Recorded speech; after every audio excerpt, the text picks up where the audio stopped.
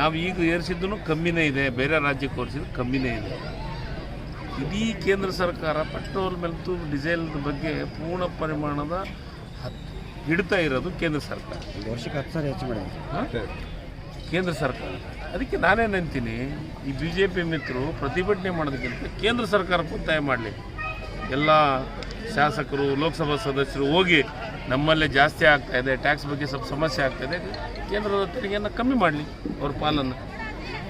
BJP ಅವ್ರದ್ದು ಹೆಂಗಿದೆ ಅಂತಂದರೆ ಯೋಜನೆಗೆ ದುಡ್ಡು ಕಮ್ಮಿ ಆಗಿದೆ. ನಾವೇನಿಲ್ಲ, ಈಗ ಯಾಕೆ 1 ವರ್ಷ ಕೊಟ್ಟಿದ್ದೀವಲ್ಲ ಗ್ಯಾರಂಟಿ, ತೊಗೊಂಡಿಲ್ಲ ಯಾರು?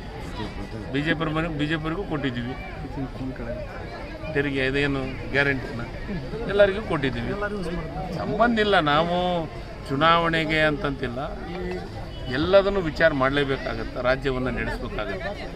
ನಾವು ಮಾಡಲಿ. ಇವತ್ತು ಡಾಲರ್ ರೇಟ್ ಕಮ್ಮಿ ಇದೆ, ಇದು ಕ್ರೂಡ್ ಆಯಿಲ್ ರೇಟ್ ಕಮ್ಮಿ ಇದೆ,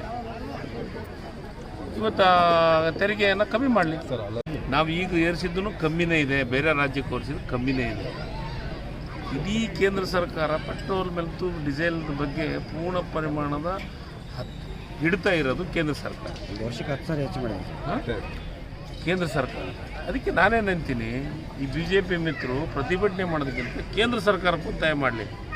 ಎಲ್ಲ ಶಾಸಕರು, ಲೋಕಸಭಾ ಸದಸ್ಯರು ಹೋಗಿ ನಮ್ಮಲ್ಲೇ ಜಾಸ್ತಿ ಆಗ್ತಾಯಿದೆ, ಟ್ಯಾಕ್ಸ್ ಬಗ್ಗೆ ಸ್ವಲ್ಪ ಸಮಸ್ಯೆ ಆಗ್ತಾಯಿದೆ, ಕೇಂದ್ರದ ತೆರಿಗೆಯನ್ನು ಕಮ್ಮಿ ಮಾಡಲಿ ಅವ್ರ ಪಾಲನ್ನು.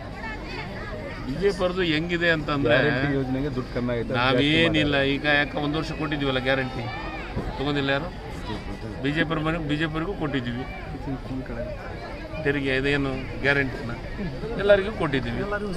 ಸಂಬಂಧ ಇಲ್ಲ, ನಾವು ಚುನಾವಣೆಗೆ ಅಂತಂತಿಲ್ಲ, ಈ ಎಲ್ಲದನ್ನು ವಿಚಾರ ಮಾಡಲೇಬೇಕಾಗತ್ತೆ, ರಾಜ್ಯವನ್ನು ನಡೆಸಬೇಕಾಗತ್ತೆ. ನಾವು ಮಾಡಲಿ.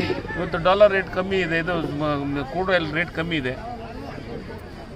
ಇವತ್ತು ತೆರಿಗೆಯನ್ನು ಕಮ್ಮಿ ಮಾಡಲಿ.